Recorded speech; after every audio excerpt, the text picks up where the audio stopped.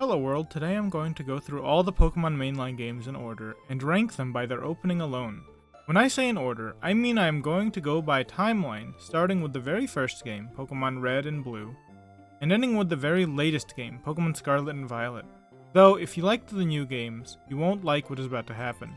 I am obviously not going to include games like Pokemon Mystery Dungeon or Pokemon Snap, but I am also not going to include games that are somewhat of a gray line, like Pokemon Legends Arceus or even Pokemon Brilliant Diamond / Shining Pearl. I won't even include the games Pokemon Let's Go Eevee / Pikachu. I will be including the games Heart Gold or Soul Silver, as well as Alpha Sapphire or Omega Ruby, however. Brilliant Diamond and Shining Pearl were just not impactful enough to the gameplay for me to rate them. The rankings will go from better than modern AAA titles to I am never turning on a Nintendo product for the rest of my life. With all this out of the way, let us get started. As would be expected of the first game in the series, the opening is rather simple. It has the amply known Gengar vs Nidorino battle sequence in the old-fashioned GB style.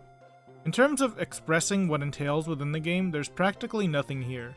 Absolutely no understanding of what the combat will be like, no understanding of what may happen in the story of the game, or even if there will be a story, and no understanding of what is even happening in the opening. As someone with no nostalgia for Pokemon Red or Blue, and who has played many games from around the time that Red and Blue came out, that have openings, this is a Shadow Tower level opening for me, except that Shadow Tower had more opening to it. Not that that was a good thing, since Shadow Tower just caused more questions with its opening.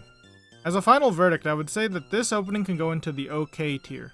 I do not feel as though there is much of a spectacle with this one because of how brief it is, but I would not say someone would put it down because it drones on for such a long time to cause such a thing to happen.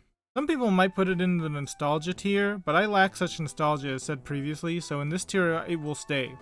I will say as a final note that the tune of this opening permeates many of the other Pokemon openings, but I'm not going to mention this any other time it appears.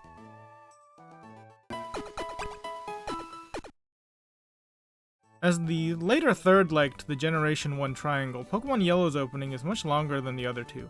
It is not much more descriptive than the other two, but it is definitively one that could grab the player better, especially if their first experience with Pokemon was the anime, which was out at the time. This game further cemented the mascot of Pikachu for the franchise, with the opening being entirely about it. Kind of obvious from the game called Pokemon Yellow. I would say that this game's opening is better than the original two games, with the caveat that it does not excel much more in the storytelling of the game.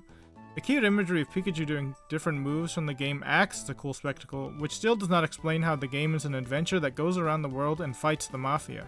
Therefore, I would put this game right above Red/Blue in terms of the tier list.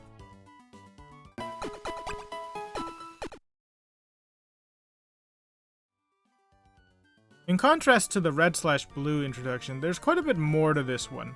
First off, this game has much more color. Clearly, the advancement of the systems gave Game Freak more leeway for advanced imagery, and this game's opening has it. There is still a lack of instruction in this opening, a lack of story. Heck, the game's intended box art legendary Pokemon is even missing from this opening. It is a bit misleading for the gameplay due to what is shown. But still, I would put it one above the Pokemon Red/Blue opening due to the aforementioned imagery portrayed. Still in the OK tier. Now, Crystal's opening is starkly different from Gold/Silver's opening. Rather than the playfulness the other games did with their openings, Crystal's opening shows off the intensity of the box art legendary, but I would still put it alongside the other games' openings because it is rather brief and unexplanatory for what is about to happen in the game.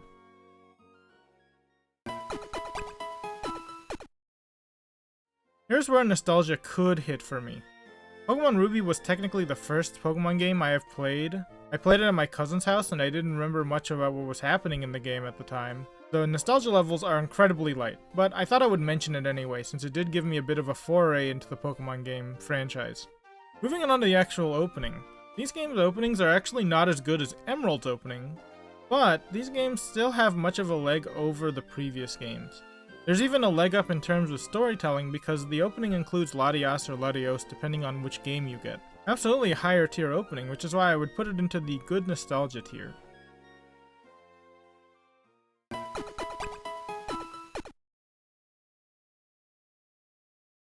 Now this is where objectivity is going to be swept under the rug. Pokemon Fire Red was my true first game I played in the Pokemon franchise. I remember my mom getting it for me from a Best Buy for only $19.99 way back in the day. I played it a ton and even still have the cart. In terms of the opening, everyone knows this opening. It is truly a classic opening, but an objective look would immediately put it directly into the OK tier since it is entirely just the first Pokemon game's openings, but slightly remastered. But obviously I would not do something like that. No. This game's opening goes directly to the top of good nostalgia openings, maybe even borderline better than AAA games opening. It is even getting bonus nostalgia from being supplanted by the game Pokemon Infinite Fusion using it as its base, for its opening.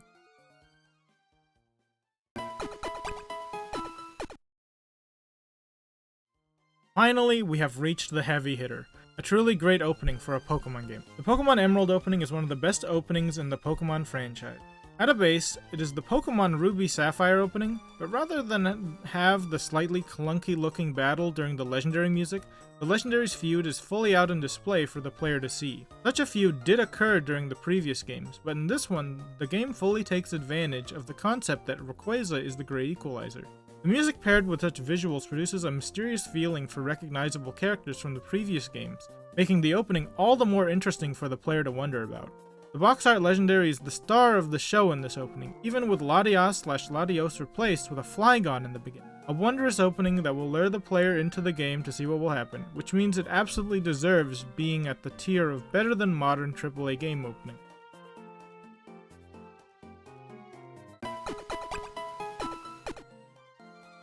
The absurdly good openings do not stop coming with the next games in the franchise, Pokemon Diamond and Pearl. The openings for these games are possibly just as good as the opening for Pokemon Emerald, even including a story bit with the teasing of Mount Coronet. This game is shaped a bit by nostalgia as well, since I did play Pearl as a kid. Either way, for functionally the same reasons as Pokemon Emerald, these openings belong in better than AAA games tier, but not over Emerald. I am mostly saving my review for this generation for Pokemon Platinum. It would seem that there is a trend of making the third leg of a generation have the most polished opening, because Platinum's opening is another in masterwork Pokemon opening. The opening uses similar themes to the other ones, but the aspect of battling is revved up more in comparison to the other two. This makes sense since, as someone who has played Pokemon VGC way too damn much, I can easily say that these games were when modern Pokemon metagame was born. When modern Pokemon meta gameplay was born. But more importantly, the air of mystery continues to be present in the third leg with the antagonist of this game, Cyrus, in full display, with what is presumably the box art legendary. I may be putting on my nostalgia glasses too tight here with these next statements, but Cyrus is just my favorite Pokemon Mafia boss. He's just so evil in all the right ways. Like the other Mafia bosses, he was charismatic, but his goals went beyond having a large group under his control. He wanted to create a new universe, even if it meant the end of the world as the characters knew it. He also has my favorite Mafia boss music in all of the games. Blazing Cyrus aside, this opening breaks the opening of Pokemon Emerald, absolutely deservingly. The main conflict is present in the opening just like Emerald, and it is better visualized as evident of the naturally better graphics. So, better than AAA games openings tier for Platinum.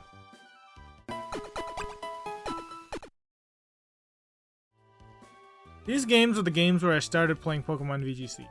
I was really young and did not really know what I was doing, but this does set the stage of me playing Pokemon a ton more, meaning there should be a larger nostalgia factor for me in mind. But seeing the opening, I actually did not have such a feeling. This opening is good, but the main issue it has is that the ending is actually kind of abrupt. Some other endings also share this problem, and like those others, it feels as though something is missing from the final part. The opening otherwise is pretty fine. It shows off the bad guys as well as some of the special Pokemon the player can encounter. Overall, pretty solid.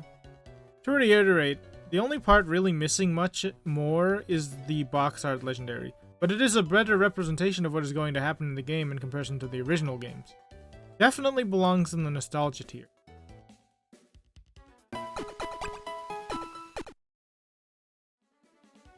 Pokemon Black and White have the craziest openings in Pokemon gaming history. The opening completely veers off course of a usual Pokemon game by immediately starting with the crowning of N as the king. Until the point where N is shown being with other Pokemon in his childhood, this opening could be easily mistaken for an opening of an entirely different JRPG. To make a long story short, this puts the game into the better than modern AAA games category because this makes the opening like that of a AAA game of its era. The game's opening is then cut off by a gameplay video with words like hope and other things floating across the screen, turning into a usual Pokemon opening. The whiplash from going from the intense opening of the crowning of a Pokemon King to a happy, ordinary Pokemon opening is wild, but does not detract from the score I give it. Oh yeah, I also probably have more nostalgia for this game, because it was in this generation of Pokemon that I managed to win the Swiss at a regional.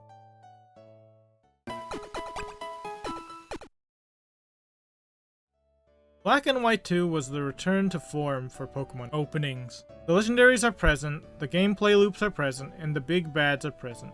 There is no crazy opening like the previous games, which is a shame because me seeing those games openings again made me shit. Still, these openings are pretty good. I wish they showed off Kyurem using together with Zekrom/Reshiram, since the fusion is already spoiled to the player in the title screen. But overall, I would say that this opening is solidly in the nostalgia tier.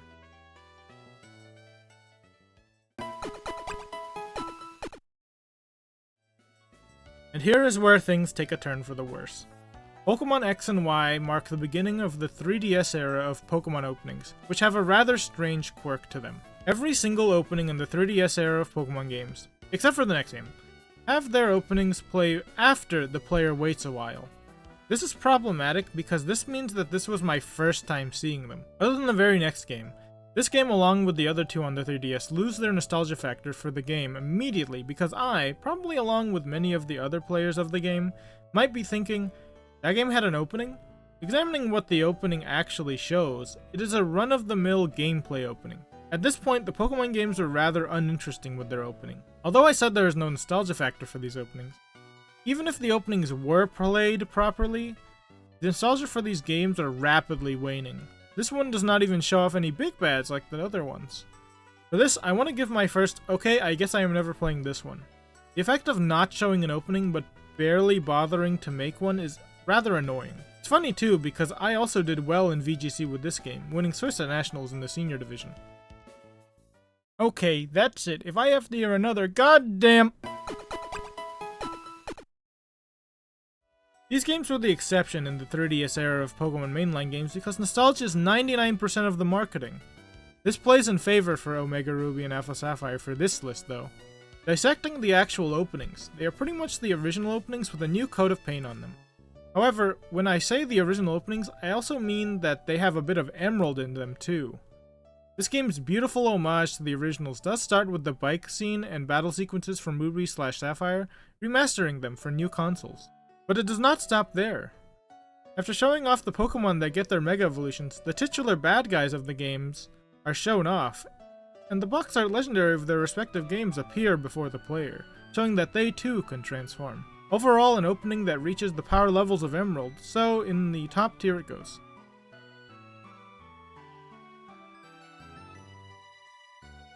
No wait, baby, I can change! This is the immediate return of waiting for the openings to appear. Honestly, the whole waiting for the opening to appear is more annoying than it seems. The player has to wait until the title screen cycles to the opening, and then the opening just turns out to be a largely gameplay opening instead of anything cinematically constructed. Which is what these games, as well as the next ones, are. They are okay, but I do not really have much to say about them.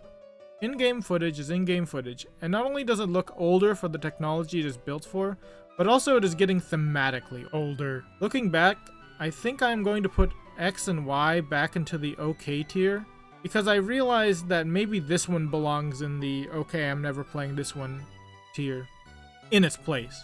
I almost considered going back and putting Red/Blue into this tier too, but I realized that the opening is not egregiously drawn out like this one is. Make way for the crowning of the first and likely only game in the guess I am not playing this one category. They didn't even have the Mafia in this one. One last... Following up the last games, Ultra Sun and Ultra Moon are only a tad bit better. The opening is still mostly just filler in-game footage, which is getting even more tiring now since a year has passed, but at least there is a bad guy present. As this tier list has gone on, the criteria for a good opening has been built up from being literally nothing to now having main pieces, like including what gimmick is in the game, what big bad is present, and so on and so forth. Kind of like the way that the openings have been going on. Starting with just 2 Pokemon battling each other to now openings including the actual gameplay and the storyline characters is what Pokemon openings have developed into. I'm putting these games' openings into the OK tier. They at least had the gall to include Lusamine. Now, if it seems I am using this part of the video as some sort of wrap-up, I'll explain to you now what has become of the Switch game openings.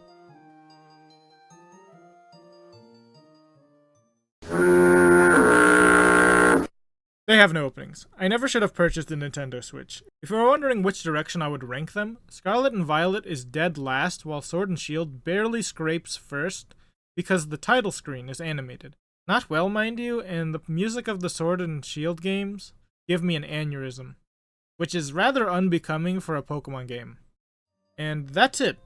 That's every mainline game ranked and reviewed. Please consider liking and following for my next video about top 10 fetishes in Elden Ring.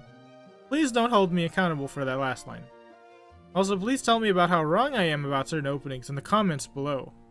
As a final bonus, if you were wondering where Brilliant Diamond and Shining Pearl would have gone on this tier list, I would have just put them in the OK category. Bye!